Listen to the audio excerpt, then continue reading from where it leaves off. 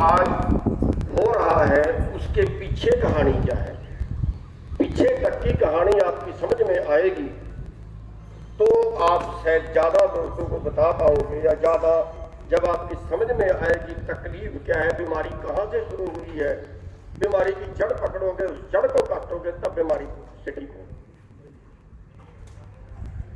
बीमारी पैदा हुई,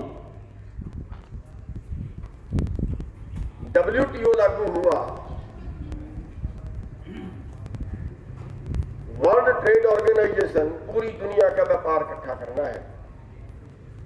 अमेरिका की चाल थी, थोड़ी जमीन है, ज्यादा जमीन है, थोड़े लोग हैं, 10 वर्ग किलोमीटर कम से कम एक किसान के पास, और ज्यादा तो 50,000 एकड़ भी है।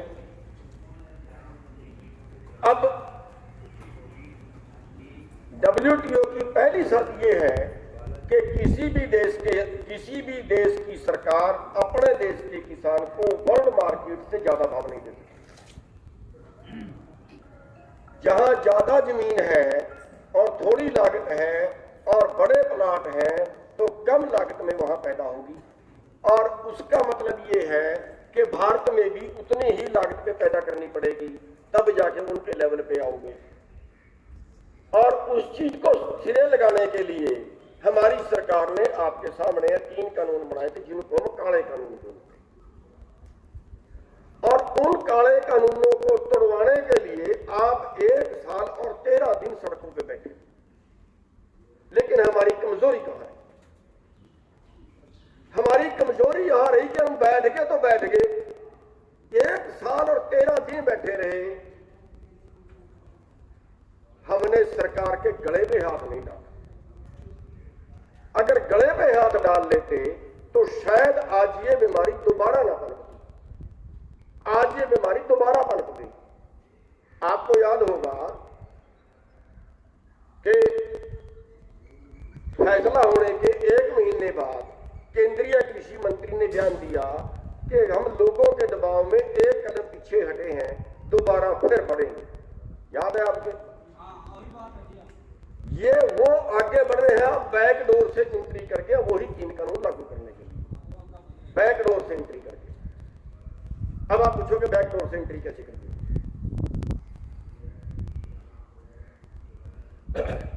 अभी अडानी धड़ाधड़ गोदाम बना रहा है, सेलर गोदामों में सीधी गेहूं जाती है, आगे सेलर अडानी ने लगाना शुरू कर दिया। पश्चिमी बंगाल में गया था, वहां अडानी सेलर लगा रहा है। आगे धान भी सीधा सेलर में जाएगा, ट्राली से अनलोड होगा जैक से, और सीधा चावल कुट के बाहर निकलेगा। जब गेहूं गोदाम में जाएगी और धान सेलर में जाएगी तो इन मंडियों का क्या करना है? सारा ट्रांसपोर्टेशन, बारदाना, मंडी की लेबर, मंडी के आड़ती भर्ती वगैरह खर्चा सब बचेगा, और सबका मुनाफा अडानी जैसे लोगों के हिस्से जाएगा होगा। इस तरीके से ये मंडियां खत्म करेंगे। अब दूसरा तरीका है कि मैं 2 साल पहले से चिल्ला रहा हूं कि सरकार ने लैंड बैंक बना दिया है। क्या हरियाणा सरकार को 2 साल पहले पता था कि सुप्रीम कोर्ट से केस हारेंगे? मैं 2 साल से बोल रहा हूं कि लैंड बैंक बना दिया है, सारी मुश्तरका खाते की जमीनें सरकार छीनेगी, और छीन के बड़े प्लाट बनाएगी और कारपोरेट को, बड़ी कंपनियों को लीज पे खेती करने के लिए देगी सस्ते भाव में। और जब एक 5,000 10,000 एकड़ में खेती करेगा, अमेरिका के मुकाबले प्लाट बना के उसमें खेती करेगा, तो हमारे देश का 5 एकड़ का किसान उस 5,000 एकड़ वाले से मुकाबला नहीं कर सकता।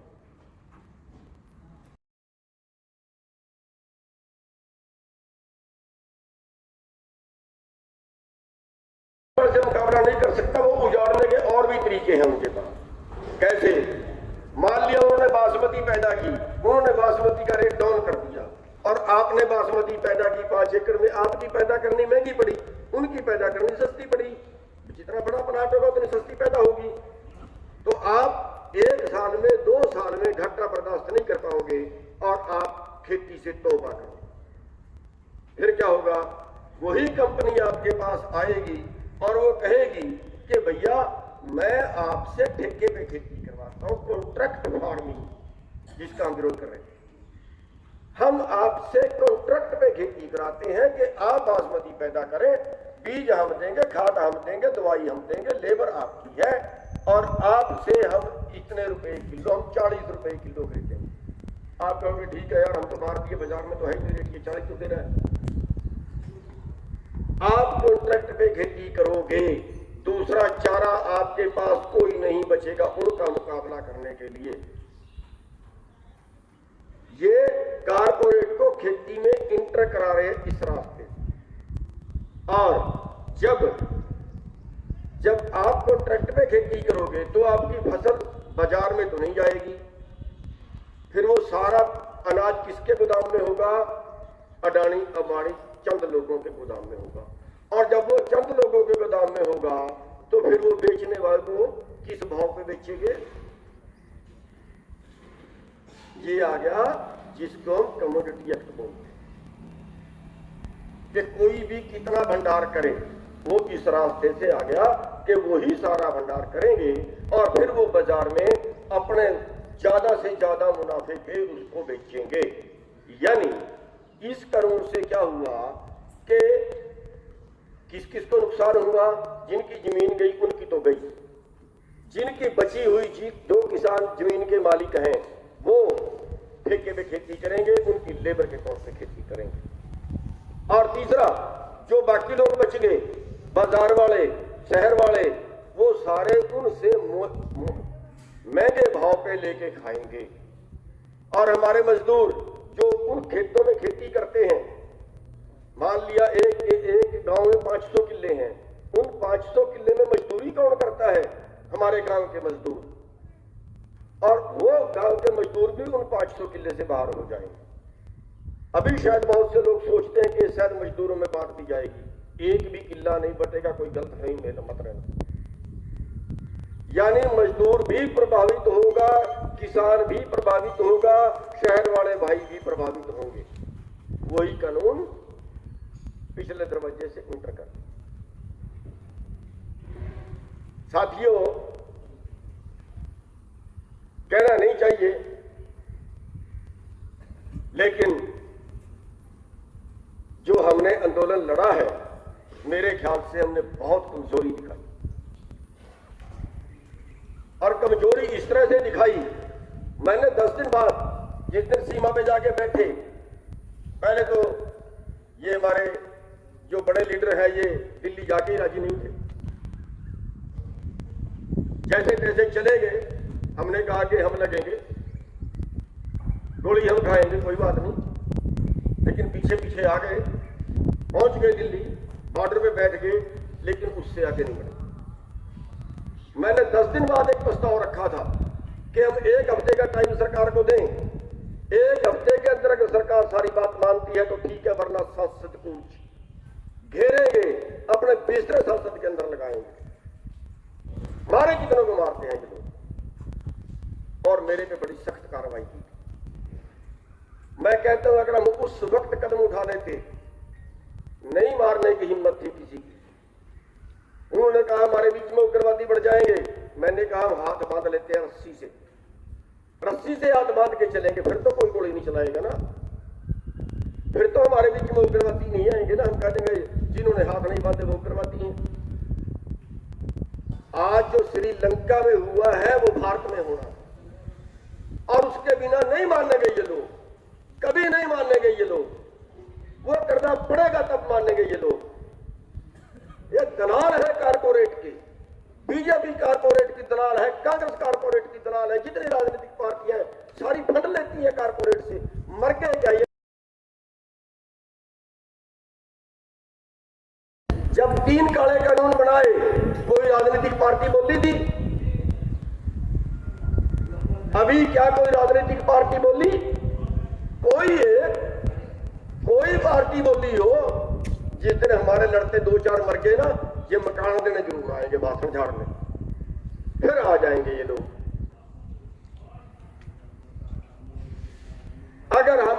उस वक्त ये किया होता तो आज ये कानून पिछले दरवाजे से ना आता। आज ये कानून पिछले दरवाजे से फिर आ गए, हमें फिर मारे, और अब वो आंदोलन नहीं होगा। क्यों? क्यों? अब एसकेएम कई बार हो चुका है। मेरे को उन्होंने बाहर कर दिया और बाकी जो थे कॉमरेड एक तरफ हो गए, दूसरे एक तरफ हो गए, गया। और अब सरकार दोबारा से हमले पे फिर तैयार हो। बदकिस्मती हमारी कह लीजिए। साथियों, अब इसका इलाज क्या है? हमारे संगठन कुकर मुद्दों की तरह पैदा हो गए। जब हम आंदोलन करते हैं ना, आंदोलन करते हैं, उस आंदोलन को तोड़ने के लिए, उस आंदोलन को तोड़ने के लिए कोई यहां पे शुरू करता है, कोई वहां पे शुरू करता है, और करने की हिम्मत नहीं है। हमने 500 रुपए बोनस मांगा था कि 3 घंटे टोल बंद करके ज्ञापन दो और 500 रुपए बोनस मिलना चाहिए। मार्केट में गेहूं का रेट ज्यादा है, हमें कम मिल रहा है, और इस बात निकासी कम रही है। कई संगठनों ने मेरा विरोध किया, नहीं टोल नहीं बंद करेंगे, गलत बात, हम नहीं करेंगे। और रिजल्ट क्या हुआ? वो मांग टाए फिस। अभी जो फौजी भर्ती वाला आया, हमने बीजेपी के हेड ऑफिस के आगे धरना दिया और फिर एक ज्ञापन की कॉल दे दी और आंदोलन शुरू करने की कॉल दे दी। तुरंत जींद में मीटिंग बुलाई गई। पहली बात तो हमारे विरुद्ध बयान दे दिया, फिर जींद में मीटिंग बुलाई गई और मीटिंग बुला के 11 मेंबर चुन दिए गए कि 11 मेंबर हरियाणा का नेतृत्व करेंगे। कहां है भाई? आंदोलन खत्म, ना करेंगे ना करने देंगे। अब भी कई जगह कोई नहीं बोला ना, हम बोले ना, अब ये कई और बोले। करना कुछ नहीं, करना नहीं, बिल्कुल साथ नहीं बांटेंगे, करने काबिल है भी नहीं, लेकिन सरकार का काम कर रहे हैं। जो काम सरकार को करना चाहिए वो हमारे जो जगह जगह पे फूट गए हैं ना किसान लीडर, ये काम करें सरकार के पास। साथियों, चारा क्या है अपने पास? अपने पास केवल चारा अब बचा है। ये राजनीति जो लोग हैं ये आपकी मदद करेंगे नहीं, और बाकी अपने पास कुछ है नहीं। अपने पास एक ही चारा है कि हम मरने के लिए आगे आए। अपनी जमीन बचानी है हमने। जमीन ऐसे नहीं बचती। हमारी डोल को काट लेना तो हम गटासी लेके खड़े हो जाते हैं, उसके लिए आदमी को काट देते हैं हम। और ये तो सारी की सारी छिन रही है आपकी। एक एक गांव में हजार हजार एकड़ भी है। अभी शाह गांव वाले आए थे, 1200 एकड़ जमीन है वहां पे। उसके पास में एक बाखड़ी गांव है, 1500 किले जमीन बता रहे हैं वहां। एक और भाई वहीं का बता रहा था, वहीं के पास में गांव है, 1800 किले हैं वहां।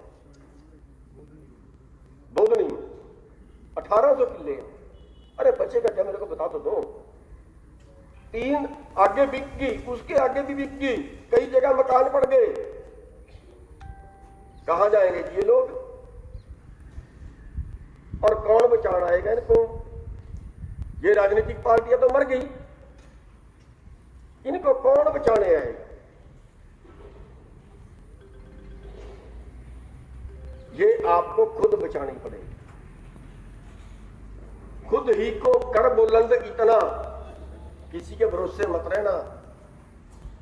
सर छोटू राम की पंक्ति याद कर लो, खुद ही को कर बुलंद इतना के हर तकदीर से पहले खुदा बंदे से खुद पूछे बता तेरी रजा क्या है।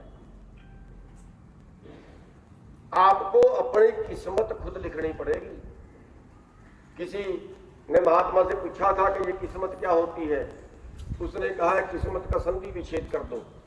किस जमा मत, किस मत के हो, किस बुद्धि के हो, वही आपकी किस्मत। अगर आप इस मत के हो, अगर आप इस बुद्धि के हो कि हम मर जाएंगे लेकिन जमीन नहीं जाने देंगे, आ जाए पुलिस या उठा के जेल में डालेगी या लठ मार के सिर फाड़ेगी, मरेंगे हम हाथ नहीं उठाएंगे, हम हाथ नहीं उठाएंगे। पुलिस हमें मार सकती है, पुलिस हमें जेल में ले जा सकती है। इरादे से चिमट जाओ, लेट जाओ, जो ट्रैक्टर आता है उनका जो व्हीकल आता है लेट जाओ, उसके आगे मारने तो चढ़ा दे हमारे ऊपर को। कुर्बानियां देनी पड़ेंगी, और अगर ये कुर्बानियां आप दे सकते हो तो भैया फिर तो जमीन बचाने की गारंटी है। 1 एकड़ नहीं छीनने देंगे किसी को।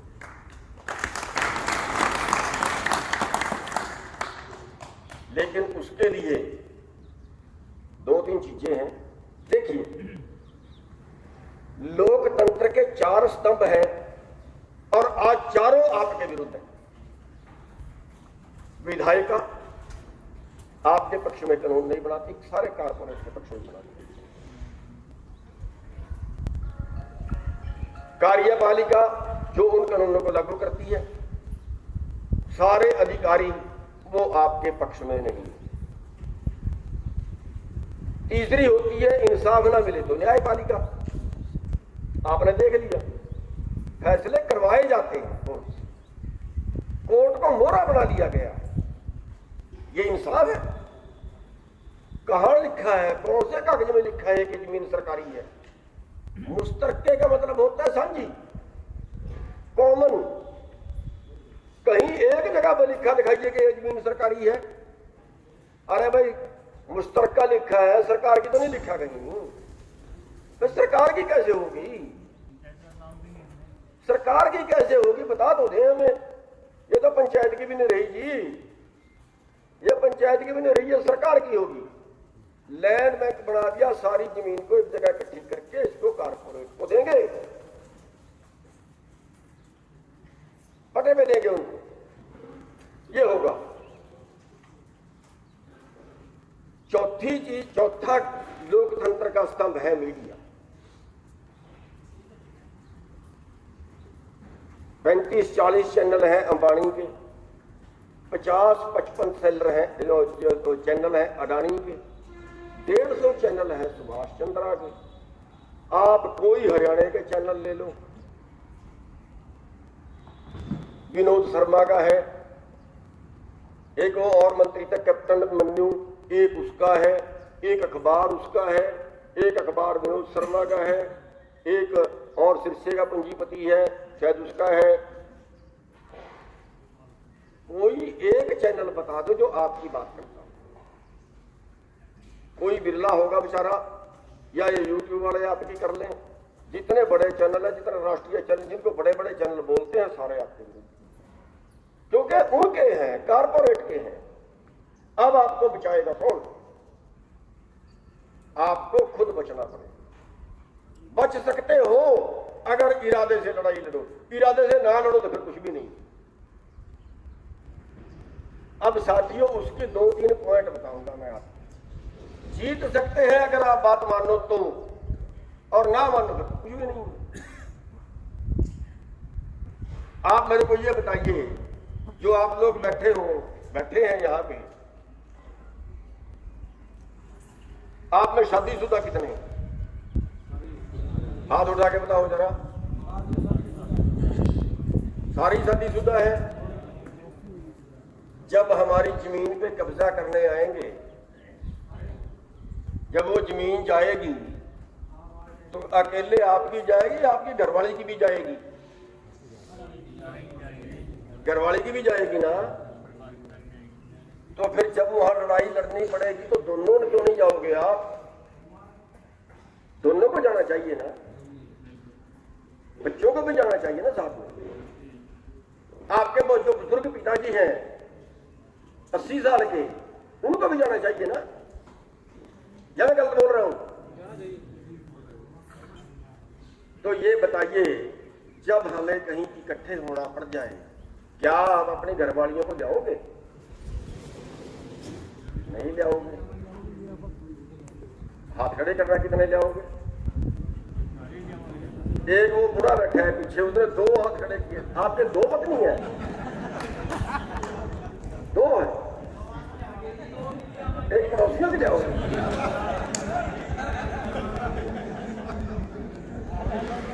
भाई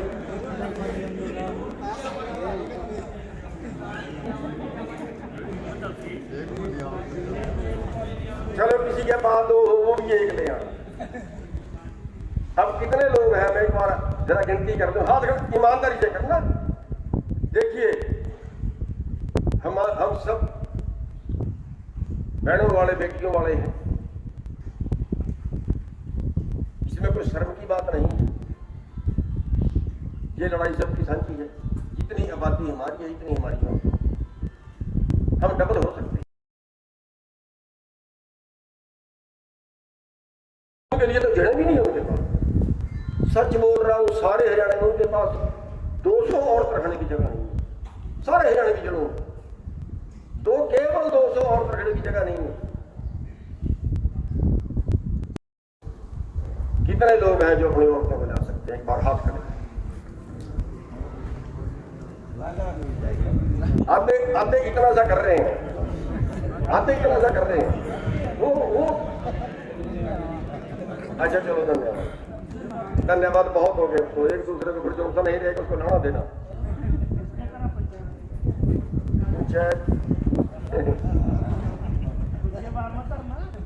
अच्छा, दूसरी चीज, आपके पास एक ब्रह्मास्त्र है। आपके पास एक ब्रह्मास्त्र है। आपको कहीं नहीं जाना, कहीं नहीं जाना।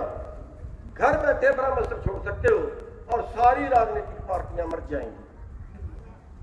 ऐसा ब्रह्मास्त्र है आपके पास, लेकिन आप उसका प्रयोग ही नहीं करते। आप बताइए, यहां पे कोई बीजेपी वाला बैठा है? होगा तो हाथ नहीं उठाएगा। मेरे बैठे आप बेचारे शर्माते हैं, हाथ नहीं उठाते।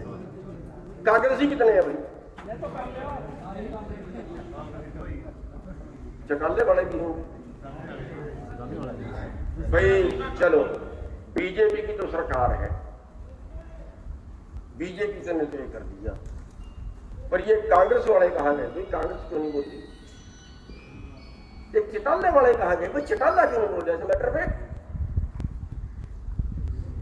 इसका मतलब ये है कि आपका कोई भी नहीं है। आप उनके हो, वो आपके नहीं। आप कांग्रेस के हो सकते हो, आप चौटाले के हो सकते हो, लेकिन चौटाला आपका नहीं है, कांग्रेस आपकी है। और जब वो आपके नहीं है, फिर आपने ठेका ले लिया उनका बनने का। बताइए मेरे को,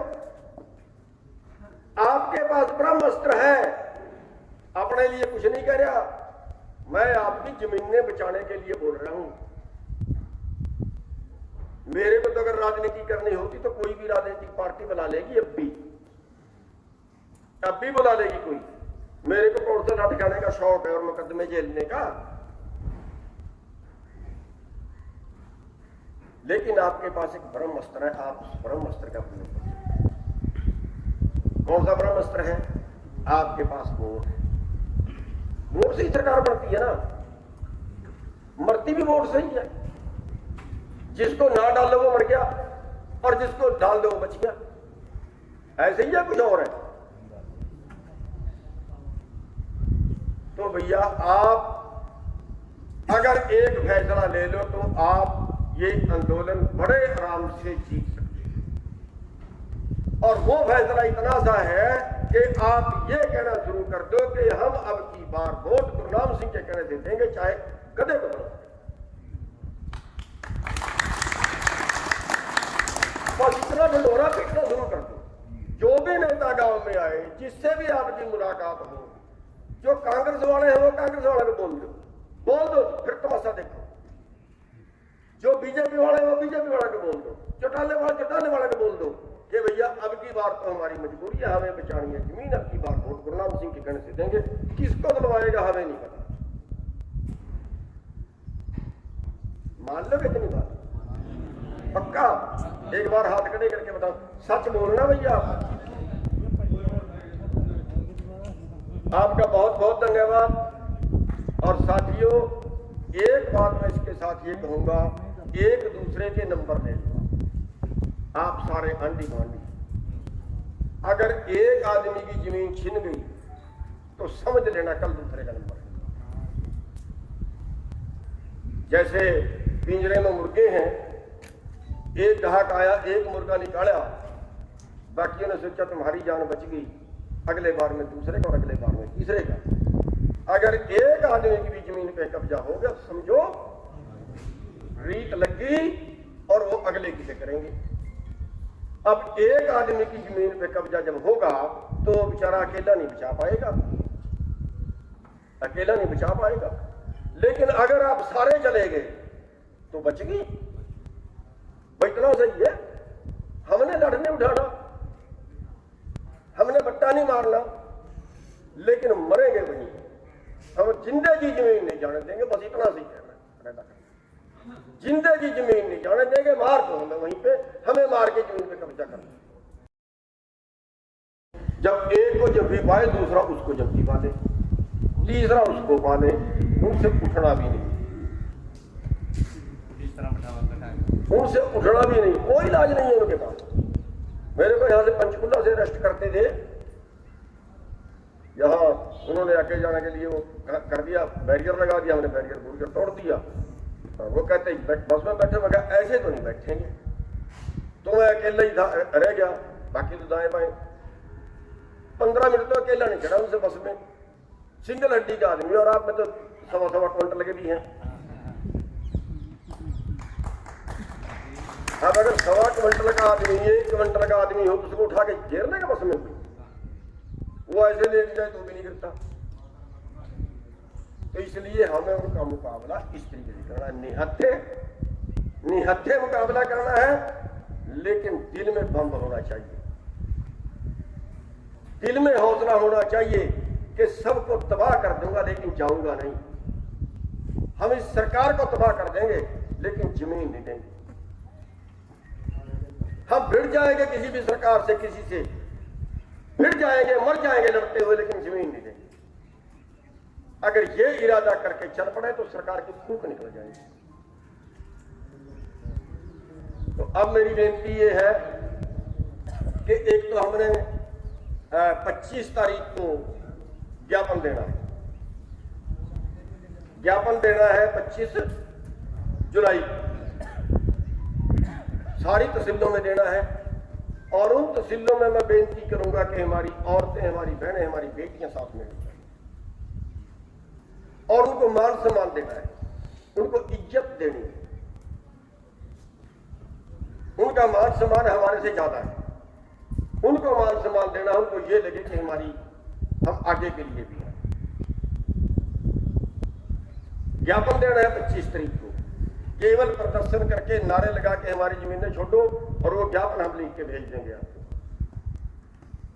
और उसके अगली 25 को, 25 अगस्त को पीपली के अंदर एक बड़ा कट रखा है। जमीन वाला कोई परिवार नहीं बचना चाहिए जिससे 2 आदमी ना आए, एक मर्द और एक।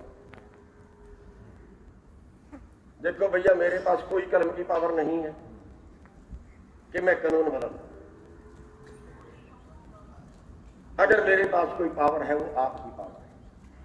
आप अपनी पावर को कितना बढ़ा सकते हो, ये आप गांव में पंचायत करो। जो मैंने बातें समझाई हैं, जमीन वाले जिन मालिक हैं वो भी आगे खेती नहीं करेंगे, पत्थर पे लकीर है, कॉन्ट्रैक्ट फार्मिंग पे जाएंगे। कन्फर्म है 2004 में ब्रॉयलर में कंपनियां आई और आज ब्रॉयलर का 98% कारोबार कंपनियों के पास है। आप में से कोई ब्रॉयलर पालता हो तो पता होगा, पालता है कोई? नहीं, यहां अंडे वाले फार्म ज्यादा है। आज 98% कारोबार ब्रॉयलर का, मुर्गों का, जो अंडे वाले मुर्गे नहीं दूसरे, वो कंपनियों के पास चला गया। और ऐसे ही आपका खेती में भी होगा, कन्फर्म होगा। उस तरफ बढ़ रहे हैं हमें मुकाबला करना। छोटी बात मत समझ लेना, ये मुकाबला आपका पता किससे है? खाली हरियाणा सरकार से नहीं है, गलतफहमी में मत रहना। आपका मुकाबला है पूंजीवाद से। पूंजीवाद जो आज दुनिया के ऊपर हैवी है, जिसका हमें ये नहीं पता उसका मालिक कहाँ है। आपको पता है अडानी कहाँ है? आपको पता है अंबानी कहाँ है? जिसके मालिक का नहीं हमें पता कहाँ है, जिसका हमें ये भी नहीं पता कौन कौन सा कारोबार उनके अंदर चला गया। आज पोजीशन ये हो गई है कि आज एक आदमी की आमदन केवल 9 आदमियों की आमदन देश की 50 करोड़ आबादी के बराबर हो गई है। निगल गए देश को सारी कंपनियां, बैंक, हवाई अड्डे, ट्रेनें सब निकल गए। ये खेती बची है। अब आप उनकी गिद्ध जैसी आंख जो वो खेती पर है, और खेती को बचा सकते हो, आप बचा सकते हो। बाकी किसी में हिम्मत नहीं है सरकार से लड़ने की। केवल किसानों और मजदूरों में दम है सरकार से। महकमे भी सारे प्राइवेट कर दिए, कर्मचारी नहीं लड़ पाएंगे, व्यापारी नहीं लड़ पाएंगे सरकार से। छोटे व्यापारियों का व्यापार भी देके छीन के नहीं लड़ पाएंगे बोले। बस एक ही महकमा है किसानों का और मजदूरों का, ये लड़ सकते हैं। बस आप लड़ाई के लिए तैयार हो जाइए, किसी के भरोसे पे नहीं, अपने भरोसे पे। और ये लड़ाई हमें बहुत बड़े स्तर तक लड़नी पड़ेगी। हमें सबसे पहले फैसला ये लेना पड़ेगा कि हम एक भी किसान की जमीन पे कब्जा नहीं होने देंगे। और इसके लिए जहां भी पता चले, अभी वो आए थे परसों आए थे अभी जमीन की निशानदेही करने के लिए सैला गांव में, और शायद सोमवार या मंगलवार को फिर आएंगे। टूट पड़ना, डूबने की तरह टूट पड़ना, जानते हो डूबना, टूट पड़ना उन पे। साथियों, अगर एक गांव की भी जमीन छिन गई ना तो समझो रास्ता खुल गया। इसलिए मत देखना आपके पास कोई गाड़ी आएगी, मत देखना आपके पास कोई मैसेज आएगा। जिसको भी सोशल मीडिया में तभी कह रहा हूं ना, एक दूसरे से संपर्क रखे, टेलीफोन नंबर ले लें। ये नेट भी बंद कर देते हैं तो टेलीफोन करके मैसेज होगी। तो साथियों, इतनी सी बेनती आपके आगे लेके आए थे और आपकी समस्या सुनने आए थे। और ये समस्या जो है सबकी कॉमन है।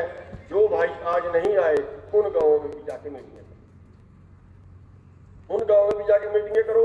अपनी 25 की तैयारी आपकी फुल फ्लैग होनी चाहिए। आपकी संख्या के ऊपर ही सरकार बोलेगी, आपकी संख्या के ऊपर ही सरकार जो है अपना निर्णय बदलेगी। इसका इलाज है, इलाज ये है कि सरकार कानून बनाए कि जो आदमी जिस जमीन पे खेती कर रहा है वो उस जमीन का मालिक है। बस इतना सा कानून सरकार बनाए, तब ये जमीनें हमारी बची।